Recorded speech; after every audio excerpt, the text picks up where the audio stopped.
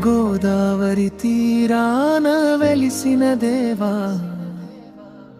ప్రాణహిత సంగమ పుణ్యక్షేత్ర దేవా, కాలాన్ని జయించిన కాళేశ్వరా, ముక్తిని ప్రసాదించే ముక్తేశ్వరా, ఒకటే లింగమై రెండు రూపాలయ్యా, ముందు ఒకడివై వెనుక ఇద్దరవయ్యా, లోకానికి రహస్యమై నిలిచినయ్యా,